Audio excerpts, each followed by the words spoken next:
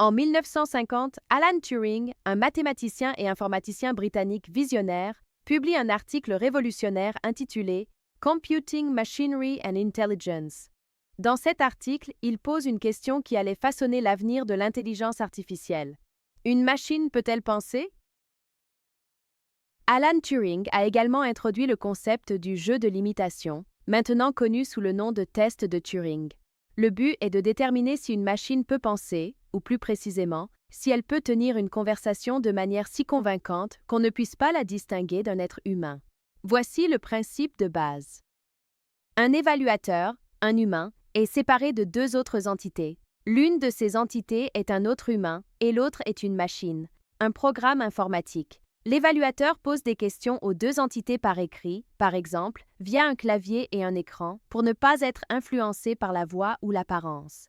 Après avoir conversé avec les deux, si l'évaluateur ne peut pas dire avec certitude qui est l'humain et qui est la machine, alors la machine est considérée comme ayant réussi le test de Turing.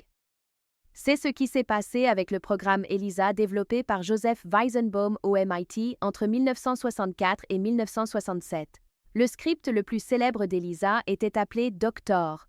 Ce script simulait un psychothérapeute rogérien, une approche thérapeutique consistant à reformuler les déclarations du patient pour l'encourager à explorer davantage ses pensées et sentiments.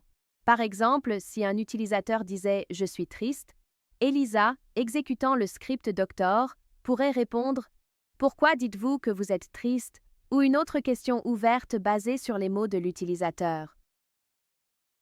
Il est important de comprendre qu'ELIZA ne comprenait pas réellement le langage humain, ni n'avait de conscience ou d'émotion. Ses réponses étaient purement basées sur la manipulation de chaînes de caractères et des règles programmées.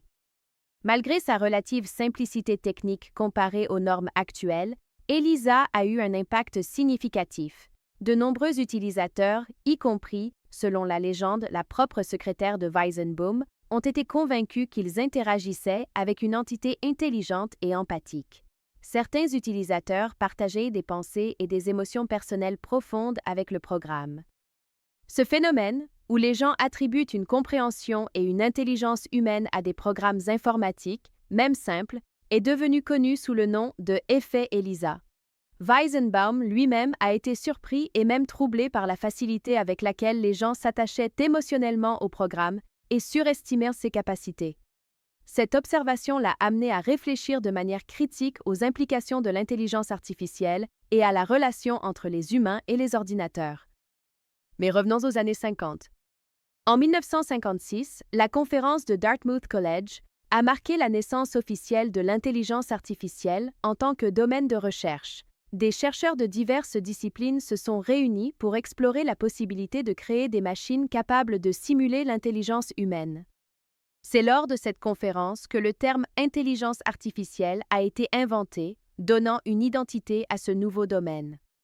Au cours de cette même année 1956, Alan Newell, Herbert A. Simon et le programmeur Cliff Shaw présentent le Logic Theorist, considéré comme le premier programme d'IA. L'objectif principal du Logic Theorist était de simuler la pensée humaine. Le programme a réussi à prouver des théorèmes de logique, démontrant qu'une machine peut résoudre des problèmes complexes. Une étape clé vers la création de machines intelligentes venait d'être franchie. À peine un an plus tard, en 1957, Frank Rosenblatt crée le perceptron, un algorithme précurseur des réseaux de neurones actuels.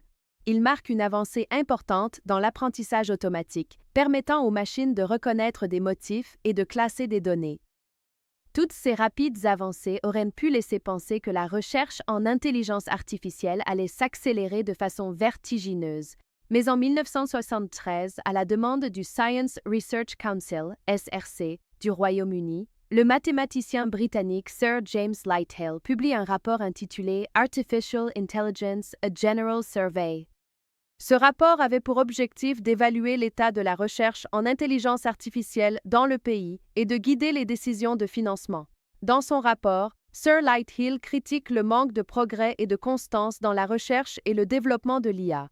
Cela a eu des conséquences profondes et largement négatives sur le financement de la recherche en IA, particulièrement au Royaume-Uni, et est considéré comme un facteur majeur ayant contribué à ce que l'on a appelé l'hiver de l'IA. Qu'est-ce qui a relancé l'intérêt pour la recherche en intelligence artificielle au point qu'aujourd'hui, il ne se passe pas un jour sans qu'on en entende parler? C'est ce que nous verrons dans la partie suivante.